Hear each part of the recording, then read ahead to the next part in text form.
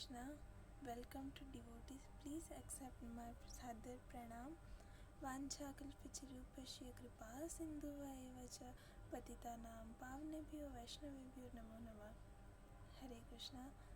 आज हम स्टार्ट कर रहे चैप्टर फर्स्ट पूरब की ओर का फिफ्थ पार्ट स्टार्ट कर रहे. हमने लास्ट फोर्थ पार्ट के एंडिंग में हमने देखा कि अभी गैरी और रिची वो दोनों अलग हो गए. मतलब गैरी इज़राइल की यात्रा में गए और रिची भारत की यात्रा के लिए बस में बैठ के निकले और उन्होंने सोचा कि वो भारत में जाके अपने मंक वाले नाम से मतलब खुद को नहीं बताएंगे. उनका जो रियल नेम है रिचर्ड्स, उस नाम से वो भारत में रहेंगे. तो इसलिए फिर उन्होंने भारत में यात्रा स्टार्ट कर दी. तो उसी के बेस पे हम आगे रीड करते. कीट के उत्तरी बंदरगाह इराक्लियोन में मुझे एक मछुआरा मिला जो मुझे नाव द्वारा एथेंस ले जाने के लिए तैयार हो गया. नाव पर एक किनारे बैठकर मैं समुद्र को देखने लगा. मेरे मन में लहरों के समान उथल पुथल मची थी. मुझे पता नहीं था कि आने वाले दिन मेरे लिए क्या लेकर आएंगे. मैं 19 वर्ष का युवक था तथा आज तक किसी भी भारतीय से नहीं मिला था. भारत पूर्व में है. इसके अतिरिक्त मुझे भारत के विषय में कोई जानकारी नहीं थी कि वह कहाँ है और कितनी दूर है. मेरे पास मानचित्र तक नहीं था. स्कूल में हमें बताया गया था कि भारत गरीबी, बीमारी, विशाल जनसंख्या और सपेरों से भरा एक गंदा स्थान है. बाद में जब मैं जीवन के गहन रहस्यों को सुलझाने के लिए ज्ञान की खोज कर रहा था तो मुझे ज्ञात हुआ कि अनेक लोग इसे धर्म की भूमि और योगियों एवं महान संतों की शरण स्थली मानते हैं. क्या इन ऋषियों से मिलने के लिए मैं जीवित बचूंगा? मैं उनसे एक पर्यटक और दर्शक के रूप में नहीं अपितु सत्य की खोज करने वाले एक जिज्ञासु के रूप में मिलना चाहता था. एथेंस लौटकर मैंने स्वयं को नकारात्मकता के भंवर में फंसा पाया. मुझे पता चला कि भारत जाने के लिए मुझे तुर्की से होकर गुजरना होगा. तुर्की का भ्रमण कर चुके यात्री ने मुझे इस्तांबुल के विषय में चेतावनी दी. इस्तांबुल का काला बाजार रक्त पिपासुओं से भरा है. एक ने कहा, रक्तदान करने के लिए वे तुम्हें बहुत अधिक धन देने का वचन देंगे, लेकिन वास्तव में वे तुम्हें बांधकर तुम्हारे शरीर का सारा खून निकाल लेंगे और लाश को काले सागर में फेंक देंगे. दूसरा बोला, इस्तांबुल की गंदी बस्तियां अपराधियों का गढ़ है. वे इतने खूंखार हैं कि एक लीरा वहाँ की मुद्रा के लिए भी तुम्हारी हत्या करने से नहीं हिचकिचाएंगे. जाने का दृढ़ निश्चय करके मैंने इन डरावनी कहानियों को सुनना ही बंद कर दिया. मैंने स्थल मार्ग से भारत जाने के लिए युवा छात्रावास में पूछताछ की. एक बार फिर यूरोपियों का एक दल मुझे मना करने के लिए जमा हो गया. क्या तुम समाचार पत्र नहीं पढ़ते? पागल हो गए हो क्या?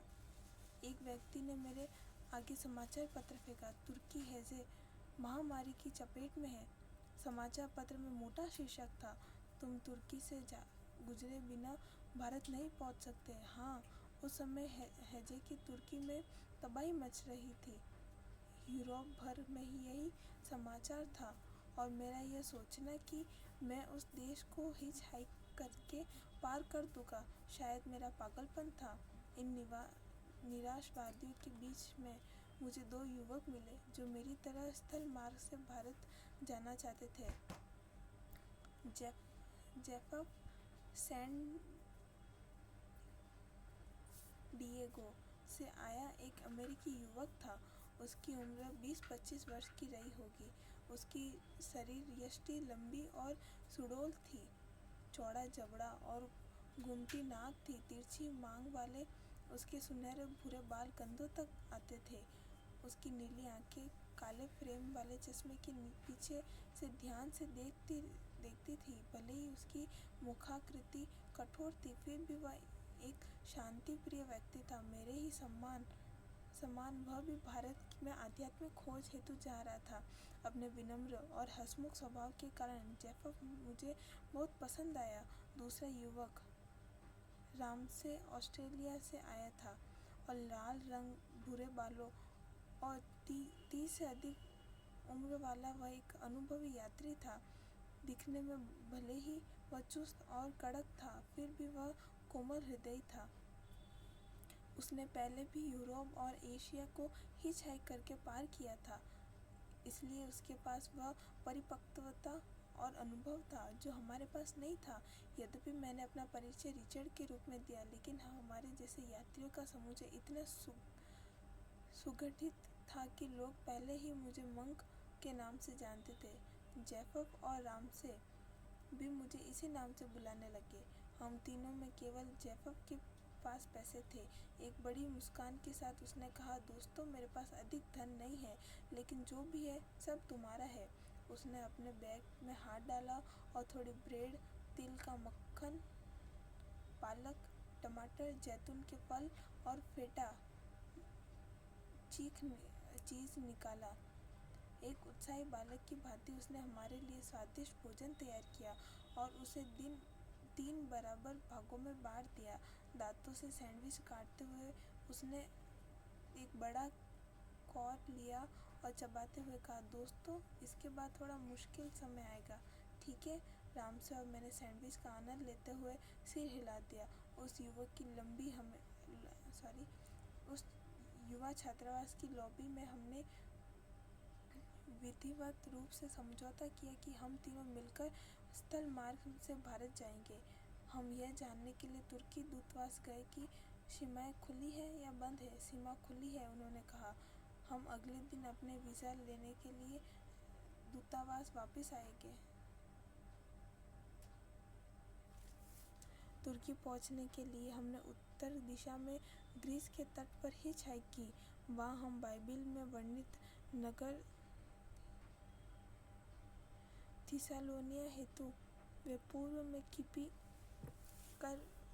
तक पहुँचे, जो ग्रीस का उत्तर पूर्वी हिस्सा था। अनेक दिन बीत गए और हमें एक भी लिफ्ट नहीं मिली। फिर भी जैसे तैसे हम सीमा के पास पहुँच गए, जो यूरोप और एशिया को जोड़ने वाली कड़ी है। तस्करों के लिए मध्य पूर्वी और दक्षिण पूर्वी एशिया से गांजे और हेरोइन यूरोप में ले जाने का यह एक बड़ा रास्ता भी है। सीमा पर बनी चौकी किसी भी शहर से बहुत दूर थी। घंटों चलते हुए हम एक सुनसान और दूसरी चौकी पर पहुंचे, जहां सड़क भी समाप्त हो गई। एक घातक लोहे की बाड़ ने हमारा रास्ता रोक दिया। वह बाड़ कटीले और घुमावदार तारों से ढकी हुई थी तथा जहाँ तक दृष्टि जा सकती थी वह बाड़ वहाँ तक फैली थी। स्वचालित हथियारों से लैस ग्रीस के सैनिक सामने खड़े थे। रामसे ने पास ही खड़े एक सैनिक से जाकर पूछा, अब प्रवास केंद्र कहाँ है? सैनिक ने बाड़ के पास स्थित एक साधारण सी झोपड़ी की ओर संकेत किया। वहाँ पर कोई भी नहीं था। शाम होने वाली थी। अब क्या करें? हम आगे बढ़ने के लिए कटिबद्ध थे, फिर भी बार बार पूछे जा रहे थे। हमारे प्रश्नों के उत्तर में हमें केवल उपेक्षा के जलजलाहट ही मिल रही थी। अंत में एक युवक सैनिक, जो बहुत देर से हमें देख रहा था, कहीं चला गया। उसके कुछ क्षण पश्चात एक ग्रीक अप्रवासी अधिकारी एक चाय की दुकान से बाहर निकला। उसका शरीर गठीला, मोटा पेट एवं घनी मूछें थी। उसने सेना की कसी हुई कमीज पहन रखी थी। अपने होठों के किनारों को रुमाल से पकड़कर उसने वह रुमाल उस युवा सेना को थमा दिया और हमें घूरने लगा। क्या चाहिए तुम्हें? उसने पूछा। रामसे ने शांति से उत्तर दिया, हम सीमा पार करके तुर्की जाना चाहते हैं। उस मोटे पेट वाले अधिकारी ने अविश्वास से हमें देखा। असंभव, बॉर्डर बंद है। हेजे ने आग के समान तुर्की को अपनी लपटों में जकड़ लिया। कोई भी अक्लमंद व्यक्ति वहां नहीं जाएगा, किंतु दूतावास में हमें बताया गया कि बॉर्डर खुला है। जेफफ एकदम बोल पड़ा, हम चाहते चाहते हैं। तुम जानते हो हैजे की महामारी क्या होती है? क्रोध से तमतमाता हुआ अधिकारी चिल्लाया। यदि मैं तुम्हें इस गेट से छोड़ूंगा तो तुम वापस नहीं आ सकते। यह बॉर्डर प्रवेश के लिए बंद है। उसने पूर्व दिशा में काले पड़े आकाश की ओर संकेत किया। वह अवान्तर भूमि है। अपनी आंखें को मिचाते हुए उसने आगे कहा, जानते हो तुम्हें वहाँ क्या मिलेगा? विषैले सांपों एवं भूखे सियारों से भरा जंगल और एक रेगिस्तान जहाँ न खाना है न पानी है। इससे पहले कि वह कुछ और कह पाता, जेफर फिर से बीच में बोला, किंतु एथेंस में दूतावास द्वारा हमें क्यों कहा गया कि बॉर्डर खुला है? हमने पैसे जमा किए हैं और हम प्रवेश की अनुमति मिली है। उस अधिकारी की गर्दन की नसें फूल गई। उंगली उठाते हुए वह चिल्लाया, तुर्की का बॉर्डर बंद है। यदि तुम उस गेट से गए तो वापस नहीं लौट सकोगे। क्या तुम सुन नहीं रहे हो? मैं तुम्हें सलाह देता हूँ कि जहाँ से आए हो वहीं वापस लौट जाओ। मैं 2 मिनट में जा रहा हूँ, सोच लो। सूर्यास्त होने ही वाला था। हमने बॉर्डर तक पहुँचने के लिए अनेक दिनों तक संघर्ष किया था। बिना कुछ सोचे हम बोल उठे, हम तुर्की जाएंगे। गुस्से में उस आदमी ने सैनिक को गेट खोलने का आदेश दिया। जब हम जाने लगे तो उसने पीछे से आवाज़ लगाई, मूर्खों, तुम वापस नहीं आ पाओगे। सैनिक हाथों में बंदूक लिए खड़े थे और हमारे पीछे लोहे का गेट धड़ाम से बंद हो गया। हम धीरे धीरे आगे बढ़ने लगे। उस अवान्तर भूमि जैसा उजाड़ क्षेत्र मैंने आज तक नहीं देखा था। वह एक सुनसान रेगिस्तान जंगल था। सूर्य ढल रहा था। कुछ ही देर पर मैंने एक सांप को सूखी भूमि पर सरकते हुए देखा। बिन पत्तों के कुछ पेड़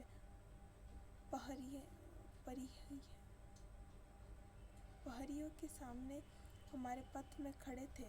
अंधेरा गहन हो रहा था। साधारणतः वह एक आम रास्ता था, किंतु महामारी और ग्रीक बॉर्डर बंद होने के कारण उस रात वह पूरी तरह सुनसान था। हमारी स्थिति भी कमज़ोर थी क्योंकि अंधेरा हो चुका था और हम पैदल थे। मैंने कंकाल की सूखी हड्डियों को अपनी बाईं ओर लगभग 30 फुट की दूरी पर देखा, किंतु मेरी हिम्मत नहीं हुई कि अपने साथियों को दृश्य दिखाऊं। बेचैनी से मुझे अंदर ही अंदर खा रही थी। यदि तुर्की का बॉर्डर वास्तव में बंद हुआ तो क्या होगा? दूतावास में हमें क्या बताया गया कि वह खुला है, किंतु वह 1 सप्ताह पुरानी बात थी। क्या हम इस अवान्तर भूमि में फंसकर मर जाएंगे? अंधेरा एवं ठंड बढ़ती गई। बीच बीच में हुहुआते सियार खामोशी को भेद रहे थे। हम आगे चलते रहे। मुझे स्मरण आया कि एथेंस ने एक दुकानदार ने चेतावनी दी थी कि यह भूमि उस बारूदी सुरंगों से भरी हुई है जिन्हें ग्रीस के गृह युद्ध के दौरान वहाँ गाड़ा गया था। उसने कहा था कि सुरंगें तुम्हारी टांगों को उड़ा देगी और तुम्हारे जूते के टुकड़ों को टिंगा के बच्चे ढूंढ में गाड़ देगी। मैं डर के मारे कांप गया और हर पल प्रार्थना करते हुए सतर्कता से आगे बढ़ने लगा। हम में से किसी भी बोलने की हिम्मत नहीं हो रही थी। घनघोर अंधेरे में वह 4 किलोमीटर लंबी यात्रा मौत की घाटी में चलने के समान थी। कांपते हुए मैं निराश और बीमार महसूस कर रहा था। ठीक उसी समय जब ऐसा लग रहा था कि इस रात को कभी अंत नहीं होगा, हमें दूर एक मध्यम सी रोशनी दिखाई दी। तेजी से आगे बढ़ते हुए हमें लोहे की एक बाड़ दिखी जिसके ऊपर नुकीले तार बिछे हुए थे। बाहरी पेड़ के ऊपर धातु से बना तुर्की का ध्वज लगा था। हमने अपनी गति बढ़ा दी। हथियार से लैस एक सैनिक अंदर खड़ा हुआ फिल्टर की सिगरेट पी रहा था। शांत दिमाग वाले रामसेन ने धीरे से कहा, मैं इससे निपटता हूँ। उसने अपनी जेब से पासपोर्ट निकाला और खखारते हुए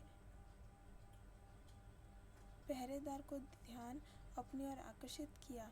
जब उसने ऊपर देखा तो रामसेन ने अपना पासपोर्ट दिखाते हुए पहले हमारी ओर तथा फिर तुर्की की भूमि की ओर संकेत किया। उस व्यक्ति की हमें कोई रुचि नहीं थी। उसने चिल्लाकर 3 शब्द कहे, बॉर्डर बंद है। लेकिन सर, आपको हमें अंदर लेना होगा, अन्यथा हम मर जाएंगे। ग्रीक अधिकारी हमें वापस अपने देश में नहीं आने देंगे। बॉर्डर बंद है।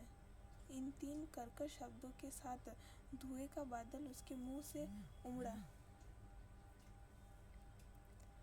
सब रास्ते बंद देखकर लगा कि हम दया की याचना करते कैदियों के समान हैं, किंतु वह पहरेदार बहुत ही निष्ठुर था। उसकी शब्दावली में मात्र 3 शब्द थे, बॉर्डर बंद है। उसने सिगरेट के शेष बचे टुकड़े को अपनी बूट की एड़ी के नीचे रौंदा और पेड़ पकड़ते हुए अंधेरे में चला गया। 20 मिनट बाद जब वह वापस लौटा तो उसने हमें रिफ्यूजियों की भांति गेट के बाहर खड़ा पाया। तिल मिलाकर वह भड़का और देश निकाले का गीत सा गाने लगा, बॉर्डर बंद है, बंद है, बंद है, बॉर्डर बंद है। मुझे लगा कि कहीं वह हमें गोली से न उड़ा दे।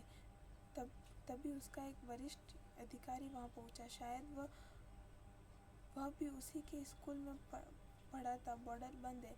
हम चुपचाप अपने स्थान पर खड़े रहे। अंततः हमारे निराश चेहरे और पीछे न लौटने की इच्छा ने दूसरे अधिकारी का दिल पिघला दिया।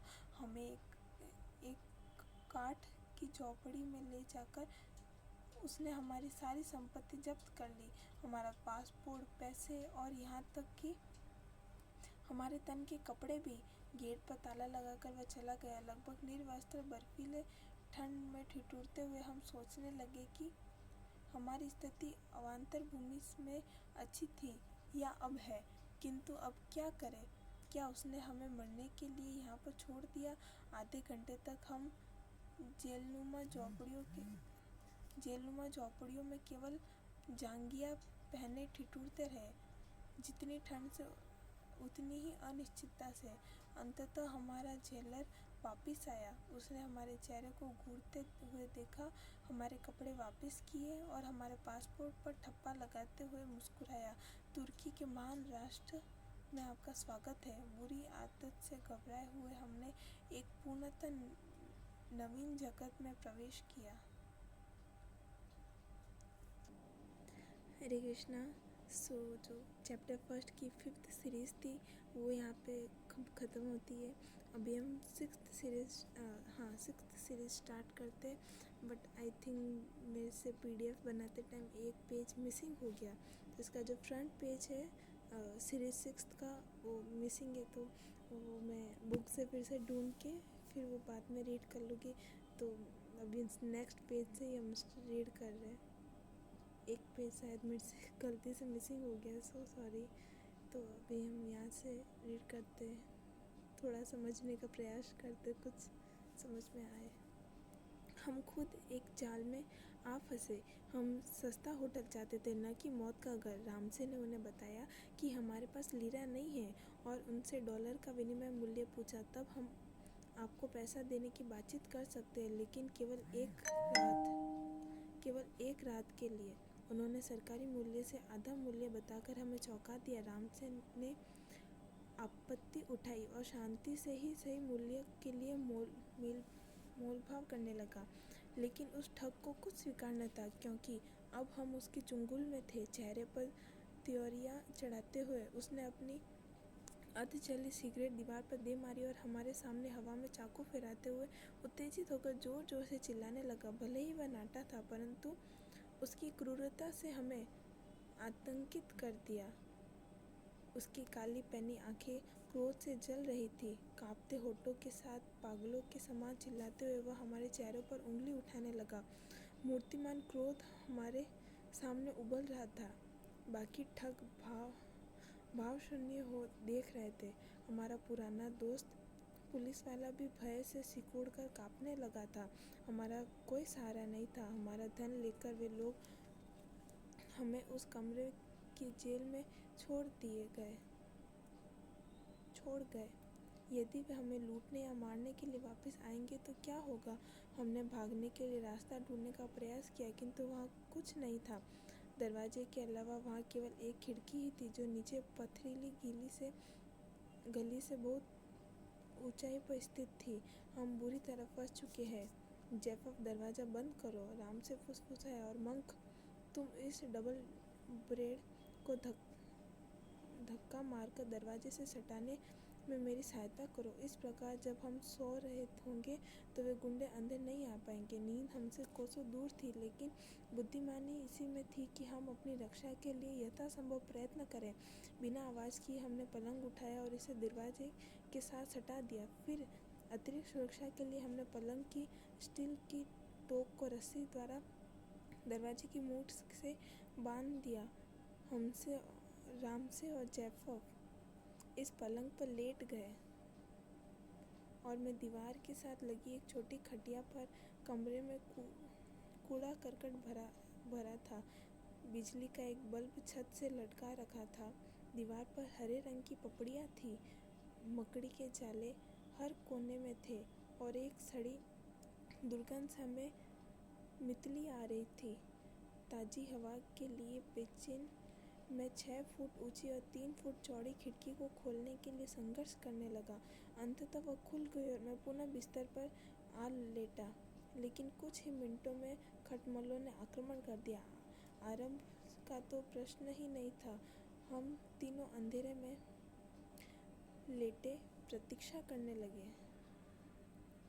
लगभग 1 घंटे बाद हमें तले में धीरे से घूमते चाबी की आवाज़ सुनाई दी। चुपके से दरवाज़ा खुला और पलंग से टकराया। घुसपैठियों ने पहले धीरे से धक्का दिया, यह न जानते हुए कि हम तीनों जमीन पर उकड़ू बैठकर अपनी सारी शक्ति से पलंग को धकेल रहे थे। फिर उन्होंने और जोर से धक्का मारा। शीघ्र ही वे समझ गए कि हम उन्हें रोकने का प्रयास कर रहे हैं। वे गुस्से से चिल्लाते हुए अपने शरीर से दरवाजे को ठोकने लगे। दरवाज़ा खुल गया, लेकिन हमने अपने पूरे वजन से धक्का लगाकर उसे फिर से बंद कर दिया। जीवन मृत्यु की इस रस्साकसी में दोनों पक्ष उत्तेजित हो गए।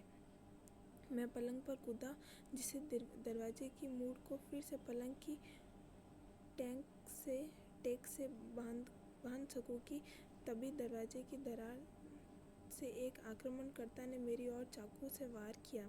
मेरा मन चीख पड़ा। वे हमें मारना चाहते थे। लड़ाई जारी रही। धक्कों की मार से दरवाज़ा बार बार पलंग से टकरा रहा था। हमने प्रबलता से पलंग को दबाए रखा। वे धमकियाँ और गालियाँ बक रहे थे। फिर दरवाज़ा खोलने में असफल वे एकाएक रुक गए। भारी सन्नाटा छा गया। अगली घेराबंदी से पहले थोड़ा आराम करने के लिए मैं खटमलों से भरे अपने बिस्तर पर फिर से लेट गया। मेरे मन में अशुभ विचार आने लगे। क्या कर रहा हूँ मैं यहाँ? इन गंदी हैजाग्रस्त बस्तियों में अपराधियों को निशाना बने हुए करवटें बदलते हुए मैं हाईलैंड पार्क के उस जीवन को याद करने लगा जिसे मैं पीछे छोड़ आया था। मैं प्रार्थना करने लगा, मैं एक सीधा साधा लड़का हूँ जिससे उसके परिजन और मित्र प्रेम करते। क्यों मैंने ऐसे शांति भरे घर का आश्रय छोड़ा? अब मैं असहाय और अकेला हूँ। मैं आध्यात्मिक ज्ञान की खोज में निकला था। क्या यही वह रास्ता है जिस पर चलकर मुझे समर्पण का ज्ञान प्राप्त होगा? मेरे मन में एक विचार आया, यदि ऐसा है तो होने दो। इस विकट परिस्थिति से केवल भगवान ही हमें बचा सकते। पलंग से टकराते हुए दरवाजे की आवाज़ में मेरी प्रार्थनाओं को रोक दिया। लड़ाई का दूसरा दौर आरंभ हो चुका था। हमारे संभावित हत्यारे क्रोध से चिल्लाते हुए दरवाजे को जोर जोर से पीट रहे थे। एक क्षण की असावधानी और हम मारे जाते। बर्फीली ठंडी के बावजूद भी हमारे तन से पसीने की धारा बह रही थी। हम थकान से हाँफ रहे थे और हमारे अंग टूट चुके थे, लेकिन हमलावर नहीं थके। उनकी गर्जना हमें आतंकित करने लगी। उसी समय मुझे लगा मानो मेरा मूत्राशय फटने वाला था। एकमात्र शौचालय दरवाजे के बाहर हॉल में था। मेरे भीतर 3 प्रचंड संघर्ष चल रहे थे। एक संघर्ष हथियारों को बाहर रोके रखना, दूसरा संघर्ष अपने मूत्र को अंदर दबाए रखना और तीसरा संघर्ष यह समझना कि क्या यह सब क्या हो रहा है। और अधिक सहन कर पाने में असमर्थ में जैकब और रामसे को अकेला छोड़कर खिड़की की चौखट पर चढ़ गया। वहाँ मैं नीचे गली में अपनी लघु शंका निवारण करने लगा।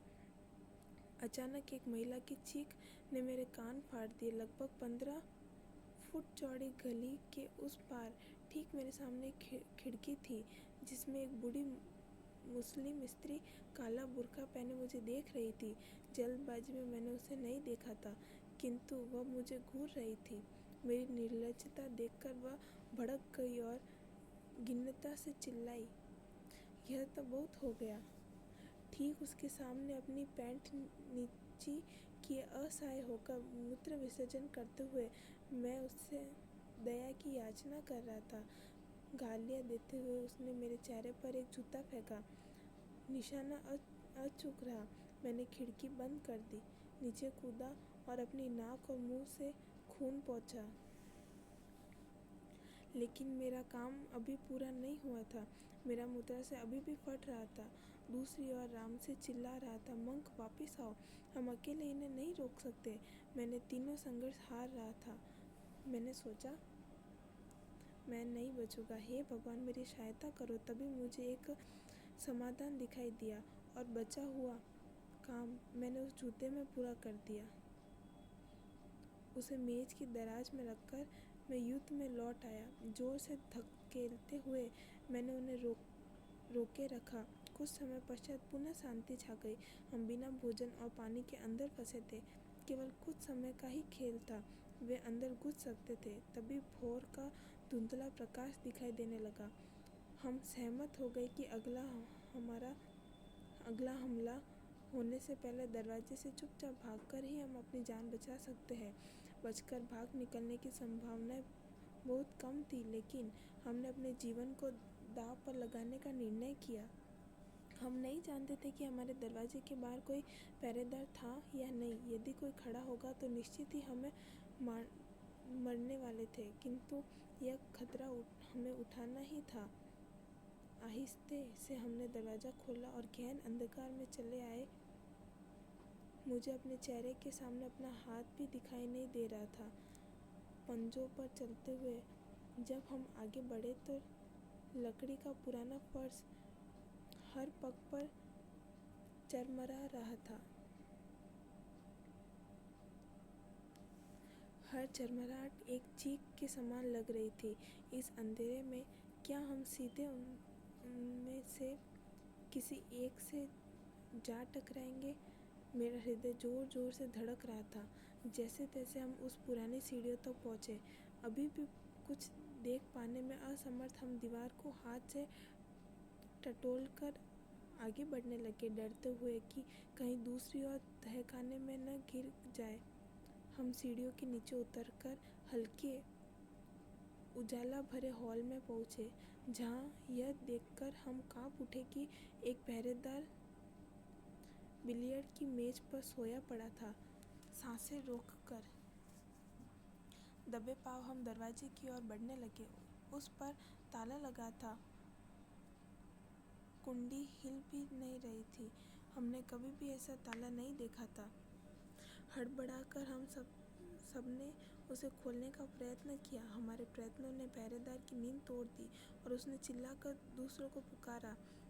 एक दूसरी सीढ़ी से उनकी भगदड़ की दिल दहलाने वाली आवाज़ आने लगी। हे भगवान, मेरी सांस फूल गई।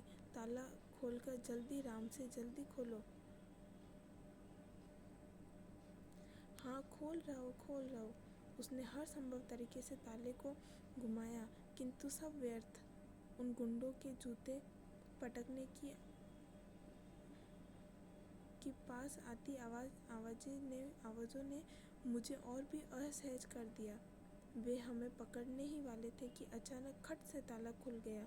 हम गलीच में कूदे तथा अपने सारे सामान के साथ सिर पर पाँव रखकर भागने लगे। पीछे हमें अपने दुश्मनों की चीख सुनाई दे रही थी। बिना पीछे मुड़े हमने एक टैक्सी में छलांग लगा दी। पूरा इस्तांबुल में हम केवल एक स्थान जानते थे, नीली मस्जिद, नीली मस्जिद। हम तीनों एक स्वर में चिल्लाए, किंतु आईने में पीछे आते गुंडों की गैंग को देखकर टैक्सी ड्राइवर हिला तक नहीं। उसे एक सुनहरा अवसर दिखाई दिया। $200 उसने मांग की। क्या? $200? जेफफ चीखा। ड्राइवर और जोर से चिल्लाया, $200, $200। मरते क्या ना करते। हम मान गए। हाँ ठीक है, $200, $200। उसने गाड़ी भगाई। किंतु क्या हम सुरक्षित थे? जेफफ के पास पर्स था और वह चिंतित था कि हम इसे $200 नहीं दे सकते। वह फुसफुसाया, तो किराया नहीं मिलने पर वह क्या यह हमें मार देगा? हम यह जानना नहीं चाहते थे। जिसे ही पहली लाल बत्ती आई हम टैक्सी से निकलकर भागे। ड्राइवर चीखने लगा, $200, किंतु हम जा चुके थे। हरे कृष्णा। आज हम यहीं तक ही रीड करेंगे। आज हमने फर्स्ट चैप्टर के 5th और 6th सीरीज़ को देखा। अभी हम 7th सीरीज़ कल स्टार्ट करेंगे। 6th सीरीज़ का आगे वाला पार्ट थोड़ा मिसिंग था, बट कहानी इतनी इंटरेस्टिंग थी, अब तो पढ़ना ही है उस पार्ट में क्या था, तो मैं उसको ढूंढ के आपको बताऊँगी। आज के हमने इस अच्छे से इंटरेस्टिंग चैप्टर में देखा कि जब रिची की भारत में यात्रा स्टार्ट हुई तो उनको मतलब भारत जाने के लिए तुर्की से होकर गुजरना था, क्योंकि भारत पूर्व में है तो तुर्की के से होकर ही हम भारत की यात्रा कर सकते थे हिच हाइकिंग करते हुए। तो जितने भी बस में यात्री थे और उनके जो फ्रेंड्स थे उन्होंने उनको बताया कि तुर्की में एक शहर मतलब एक जगह है, इस्तांबुल करके एक प्लेस है। वो इतनी ज़्यादा भयंकर है, इतनी ज़्यादा भयानक है। जो तुर्की में जितने भी भ्रमण कर चुके उन्होंने बताया कि वो मतलब एक नर्क के समान है। काला बाज़ार, वहाँ पे इतना उत्पात मचा रहता है और किसी को भी मार देते हैं। मतलब दया भाव तो है ही नहीं वहाँ पे। ऐसा मतलब शरीर में से खून निकाल देते हैं पूरा, और पैसे कमाने का भी कोई सोर्स नहीं होता। और इस तरह का मतलब वहाँ पे था कि मतलब हत्या तो वहाँ पे पल पल में हो जाती थी। लेकिन रिची का दृढ़ निश्चय था कि उनको अंतर मन से आवाज़ आई थी और वो उनको ऐसा लग रहा था वो भगवान की आवाज़ ही है, कि भगवान उनको भारत बुला रहे और उनको जाना चाहिए। तो उन्होंने सारी प्रॉब्लम, सारी कठिनाइयों को एक्सेप्ट किया और वो निकले तुर्की के लिए। और इन सब इस्तांबुल के जितना भी सबको सुना था कि वहाँ पे इतना रक्त निकाल लेते, मतलब हत्या कर लेते और मारते हैं, ऐसा दुर्व्यवहार करते, फिर भी उन्होंने किसी की परवाह नहीं की। उनका भगवान पे इतना ज़्यादा दृढ़ निश्चय था कि वो फिर भी तुर्की के लिए निकले।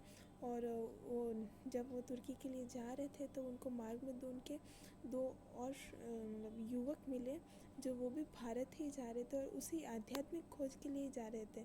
तो रिची को भी फिर से कंपनी मिल गई और मतलब एक तरह से भक्त संग प्राप्त हो गया, क्योंकि वो भी आध्यात्मिक जिज्ञासा ही करने के लिए वो भारत जा रहे थे। तो उन दो युवक का नाम था जेफफ और सैंडेगो। तो ये दोनों और रिची, ये तीनों मिलके भारत की यात्रा के लिए निकल पड़े। सबसे पहले तुर्की में इस्तांबुल नामक एक शहर में गए और वहाँ का माहौल तो जैसे इसमें बताया कि इतना ख़तरनाक था। और हालांकि रिची के पास में इतना धन नहीं था, लेकिन जो उनको दो नए दोस्त मिले थे वो इतने ज़्यादा दिलदार थे कि मतलब हाँ, उन्होंने कहा कि हाँ तुम फिक्र मत करो, मेरे पैसे तो तुम्हारे पैसे ही है। तो राम से और जेफफ वो इन तीनों ने मिलके पैसे कलेक्ट किए और वो तीनों भारत की यात्रा के लिए निकल पड़े। और जब वो वहाँ की जो बॉर्डर है, सीमा पे गए, तो जो सीमा पे जो सैनिक थे उन्होंने भी उनको बॉर्डर पार नहीं करने दिया, वो भी यही बोल रहे थे कि नहीं तुर्की नहीं जाना, अगर तुम वहाँ पे एक बार भी चले गए तो वापस नहीं आ पाओगे, वो इतना ज़्यादा भयंकर खतरनाक है शहर है। लेकिन उन्होंने एक ना सुनी और उन्होंने रिक्वेस्ट करी और आखिरकार वो लोग तुर्की इस्तांबुल गए। और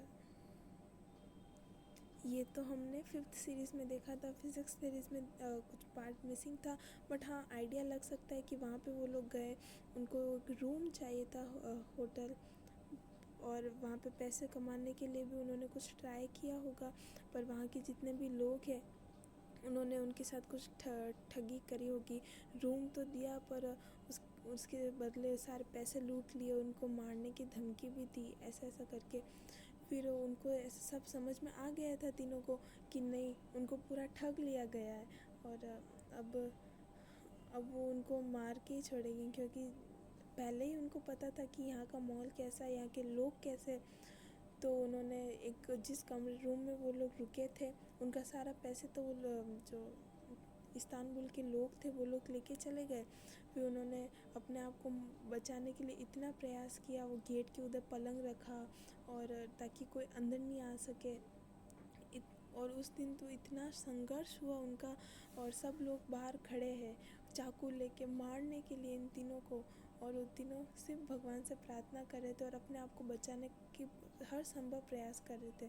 फिर एक समय रिची, जब थोड़ा माहौल शांत हुआ, तब एक समय रिची रुका और वो सोचने लगा, जैसे हमारे भी जीवन में विपरीत परिस्थिति आती है तो हम यही सोचते कि क्या ज़रूरत है सब की, जो पहले जो जीवन चल रहा था वो कितना अच्छा था, एकदम नॉर्मल सीधा साधा।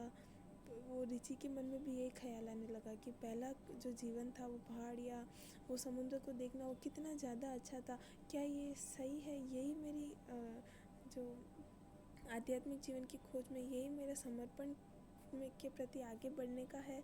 तो इसी प्रकार वो सोचने लगे, लेकिन फिर भी उन्होंने भगवान पे विश्वास रखा, भगवान से प्रार्थनाएं करी, और आखिरकार भगवान ने उनको बचाया। और वो जैसे तैसे रात के समय में अंधेरे में वो लोग भाग निकले, मतलब ऐसा बोल सकते कि मौत को एकदम टच करके वो लोग भाग निकले। ऐसा तो हमें भी यही सीखना चाहिए, हमारे जीवन में विपरीत परिस्थितियाँ आती है, लेकिन हमें पीछे मुड़ के नहीं देखना है कि नहीं पीछे वाला जीवन कितना अच्छा था, हम अनंत कोटि अपने जीवन से कालों से हम यही पीछे वाला जीवन ही जीते आ रहे हैं। लेकिन नहीं, अब हमें भगवान की इच्छा से चलना है और भगवान पे फेथ रखना है। जिस प्रकार राधानाथ स्वामी महाराज जी ने रखा, हर परिस्थिति में उन्होंने फिर भगवान से प्रार्थनाएं करी, तो हमारे भी विपरीत परिस्थिति में हमको भगवान से प्रार्थना करनी है और वो हमें बचाएंगे, कैसे ना कैसे ही बचा लेंगे, हमें पता भी नहीं चलेगा। जिस प्रकार प्रहलाद महाराज को बचाया था, उनको प्रहलाद महाराज को बिल्कुल भी भय नहीं था, उन्होंने हर समय भगवान से प्रार्थना करते, भगवान पे इतना फेथ रखते थे।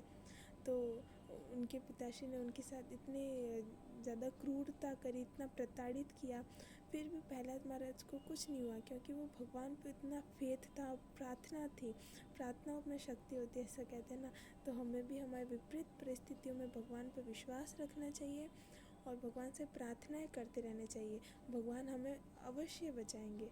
तो ये हमने दोनों सीरीज़ में देखा, कल हम 7th सीरीज़ स्टार्ट करेंगे। आई होप आप सबको समझ में आया होगा। तो वाञ्छाकल्पतरुभ्यश्च कृपा सिन्धुभ्येव च पतितानां पावनेभ्यो वैष्णवेभ्यो नमो नमः। अनंत कोटि वैष्णववृंद की जय, नमाचार्य श्री हरिदास ठाकुर की जय, जगत गुरु श्रील प्रभुपाद की जय, हिज होलीनेस राधानाथ स्वामी महाराज की जय। हरे कृष्णा।